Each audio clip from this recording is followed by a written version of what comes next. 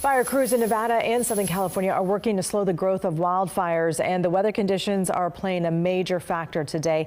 Dozens of homes have been destroyed in the Bridge Fire. It's burning through Los Angeles and San Bernardino counties. It's burned more than 49,000 acres. The fire has reached the Mountain High Resort in Wrightwood. The base facilities are intact. We have approximately 20 homes destroyed in the Mount Baldy area.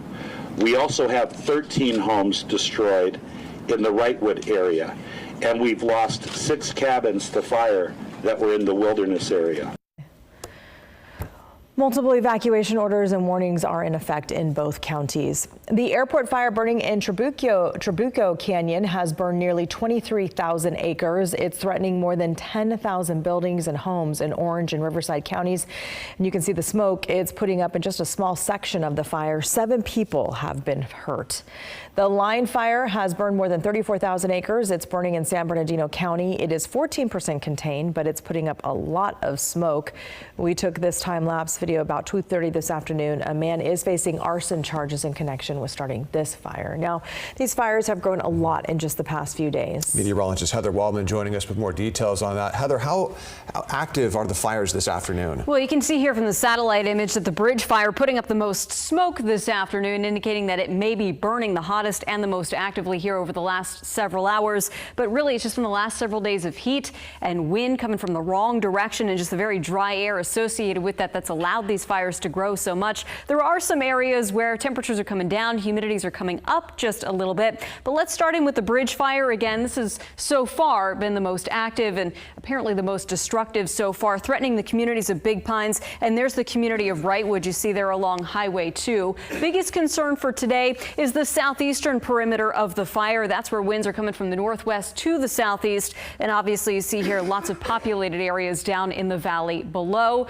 Here's a look at the airport fire growing closer to Lake Elsinore over the last 24 hours. But here is where humidity levels are starting to come up. That's a good thing for firefighters. It means the fire activity may be at least a little bit suppressed. But what's impressive with these fires is, as Ty and Lisa just mentioned, just how much smoke they have put up. This is one of our smoke models showing where that smoke is getting carried in the upper levels of the atmosphere. Yeah, all the way across the Four Corners, and then several large fires across Oregon and southern Idaho, combining to send a lot of smoke into the northern plains as well. Back to you.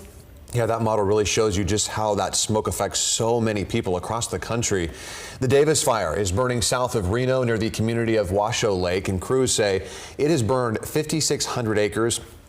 And it's 30% contained. It started on Saturday and has burned through at least a dozen structures so far, but they do expect the western side of the fire to continue to spread today with a risk of spotting. Heather's coming back now to talk more about how the wind is impacting these fires. Yeah, and these winds really are going to be strong on the east side of the Sierra and really across the entire Great Basin. The area you see shaded in red, that's a red flag warning, which the National Weather Service has tagged as a particularly dangerous situation, mostly because of just how strong the winds are going to be, sustained at 40 to 50 miles per hour with some gusts possibly closer to 60 miles per hour. Here's the latest fire perimeter for the Davis Fire. This area around Washoe City and up towards the lake, that is where fire crews have good containment lines set up. It's the western side of the fire where you see here the ridges and a much more heavily populated area. That's the bigger area of concern as those winds pick up this evening. Futurecast showing those winds gusting pretty consistently over the next couple of hours between 40 and 60 miles per hour. But fortunately, through Thursday,